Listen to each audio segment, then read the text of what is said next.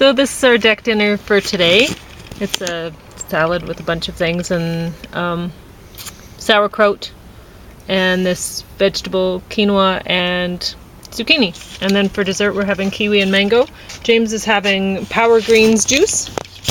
Yeah, it looks like a real good summer. Yes, I think I did pretty well. So we're going to get some free vitamin D from all this beautiful sun. And there's the ingredients on that. It's not too bad. So we'll see how this tastes, and if it tastes good, then maybe it's worth getting. We're going to talk about this Crashing the second season, which I actually enjoyed quite a lot. Yeah, we kind of liked the first season too. It was okay. But I think it's maybe better. This one's a better season. Yeah, I think they did sometimes it takes a while to get things rolling. Yeah. And I noticed that it was based loosely on his life experiences. That's hilarious. The poor fellow. Of course, he's making it seem more miserable. And he's one of the producers, see? Judd Apatow. And he's Pete Holmes, eh? So anyway, as it turns out, this quinoa, it's good, but it's not great. But it only took 15 minutes for me to cook it in the rice cooker with the zucchini in the steamer on top. And we have enough for another meal. So this would have fed a family of 4 with that amount of quinoa and that amount of zucchini.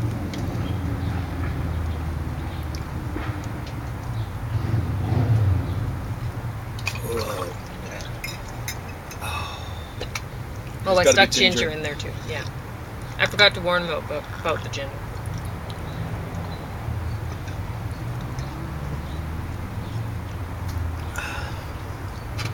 Sorry about guzzling that. No. I just got to do it. So. I brought this out so you can have more. Yeah, so that was some strong stuff. So what was that? Some sort of greens? So it was just the greens. The Power Greens with there we go. Yeah, they were powerful. Yeah. To help with the ginger. And hopefully next time I wear this bikini, I will have found the southern hemisphere for you. Yeah, you got the northern hemisphere there. Yeah. That's awesome. I don't actually like this bikini too much. What I like about it is the world, the globe thing. So I knew you'd like it. And I forgot to wear these earrings for you, but I remembered now. It's awesome.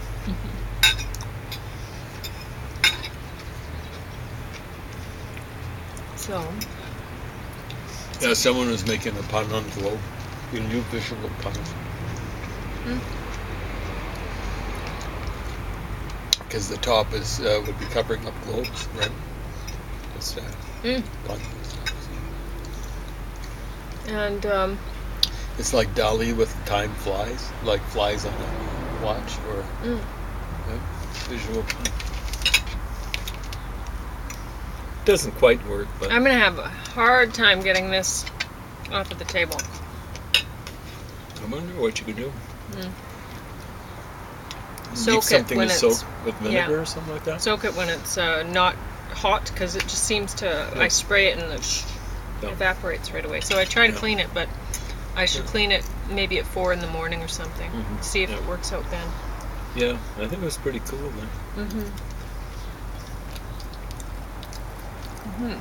The smoke is finally clear. That's nice. Wind changed direction, right? But I appreciate the smoky weather too.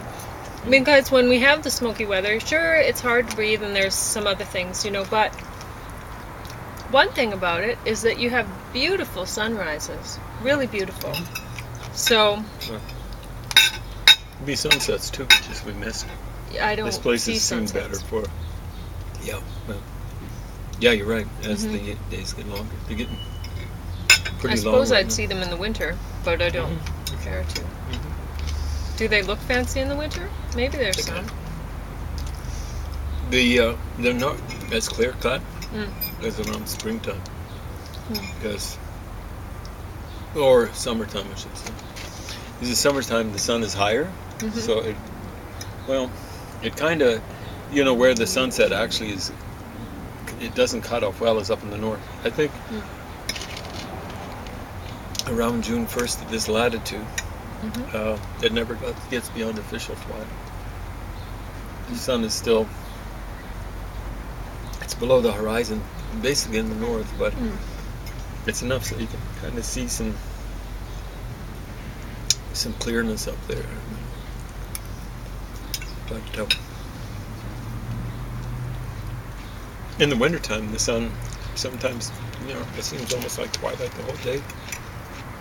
Or it's like a sunset or sunrise, just one merges into the other. I put apple cider vinegar and extra virgin olive oil on the salad. Do you like it as much as the balsamic?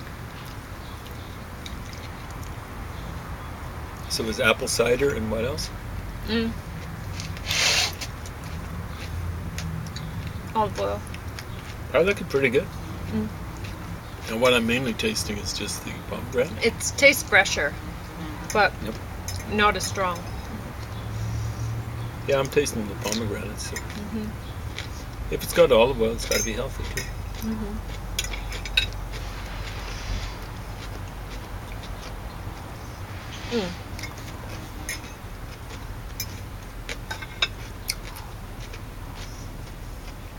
Anyway, I suppose about that chop, I'd really recommend it. It seems quite realistic, I guess, because it is. You preferred the Seinfeld show? Oh, by far. I didn't like Seinfeld. So. And I kind of like Seinfeld, but not as much as the big fans. Yeah. So it's not as though we're both haters, as they say in the sports world, about people who just, I guess they're kind of like trolls or whatever, about particular teams or individuals. Like, I thought it was funny how, because the guy, he's a Christian, and he presumably acts like, he was or is in real life, Yeah, because he really acts like one. Like, there was a scene where he had casual sex with a woman, but he did not realize that it was. Because he was not, he was not accustomed. It wasn't on his part, and because his last relationship was very serious, right? And he didn't know anything else, and he could never expect this. And it was funny to see how he treated the whole thing, but sad, funny in a very, like, you don't want to laugh at him, you just laugh at the situation, right? And there was another thing with the magician guy that I liked when he was talking with the guy and this Pete Holmes, and he was confused about, or unsure if he even, about God and everything, and about his faith. He's having a difficult time because here he's wanting to be a part of this whole different world that he hasn't been raised to know about. So he wants to be a comedian and in the big city and live this lifestyle, but he doesn't understand it, and he's still a bit of an alien, right? And so he's questioning his faith and going through all this, and he's talking to this magician, comedian kind of guy, and the guy's saying, well, the most important thing that came out of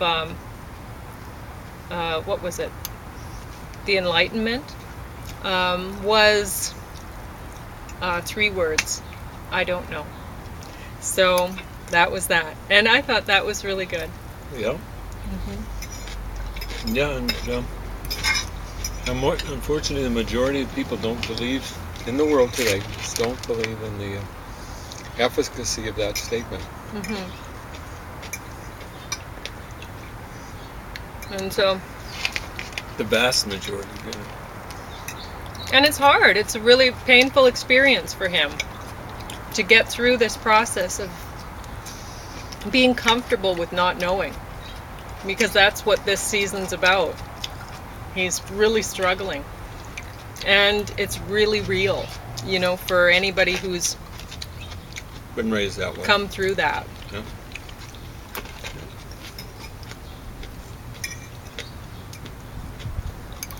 Because it's certainly more comfortable to know than not know. In a certain way, it is. Yeah. But you know, it's more exciting to not know. To be always looking for new stuff. And it's important to be honest. Well, it's very hard. It's like T.S. Eliot said, and it could have been applied to him actually. Mankind cannot stand much reality. And it ended up applying to him, sadly.